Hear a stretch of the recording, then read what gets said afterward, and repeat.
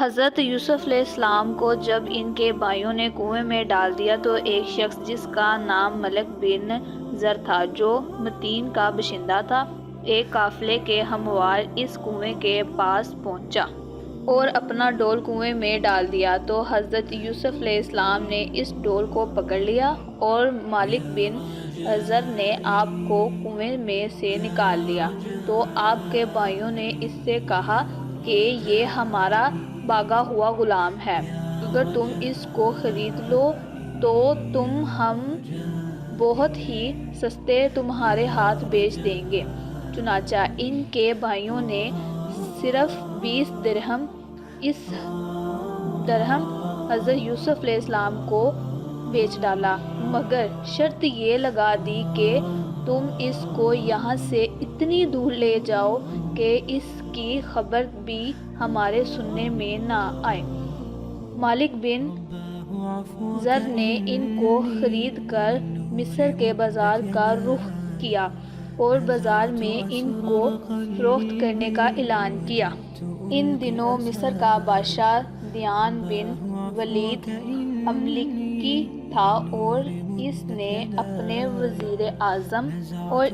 اپنے وزیر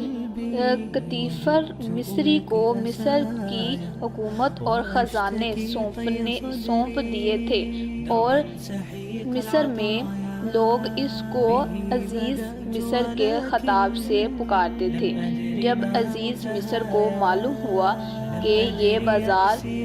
مصر میں ایک بہت ہی خوبصورت غلام فروخت کے لیے لایا گیا ہے اور لوگ اس کی خریداری کے لیے بڑی بڑی رقمیں لے کر بازار میں جمع ہو گئے ہیں، تو عزیز مصر نے حضرت یوسف علیہ السلام کے وزن برابر سونا اور اتنی ہی چاندی اور اتنے ہی مشک اور اتنے ہی ہیرے قیمت دے کر خرید لیا اور گھر لے جا کر اپنی بیوی زلیخا سے کہا کہ اس غلام کو نہایت ہی اعزاز و کرام کے ساتھ رکھو۔ اس وقت آپ کی عمر شریف 13 یا 17 برس کی تھی۔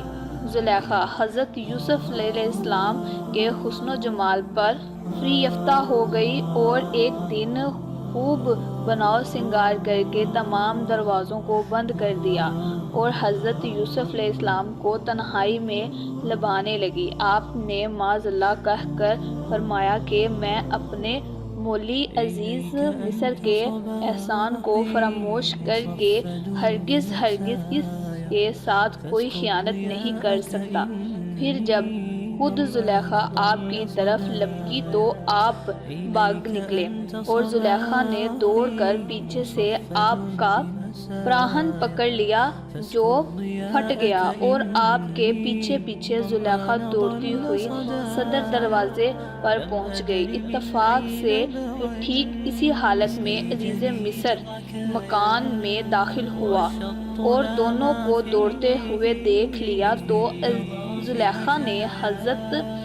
عزیز مصر سے کہا کہ اس غلام کی سزا یہ ہے کہ اس کو جیل خانہ بھیج دیا جائے یا اور کوئی دوسری سخت سزا دی جائے، کیونکہ اس نے تمہاری گھر والی کے ساتھ برائی کا ارادہ کیا تھا۔ حضرت یوسف علیہ السلام نے فرمایا کہ اے عزیز مصر، یہ بالکل ہی غلط بیانی کر رہی ہے، اس نے خود مجھے لبھایا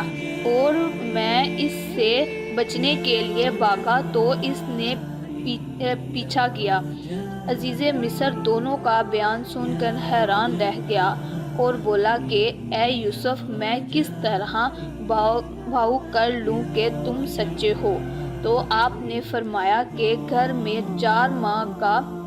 ایک چھوٹا پالنے میں لیٹا ہوا ہے، ایک بچہ پالنے میں لیٹا ہوا ہے جو زلیخا کے ماموں کا لڑکا ہے۔ اس نے دریافت کر لیا کہ واقعہ کیا ہے۔ عزیز مصر نے کہا کہ یہ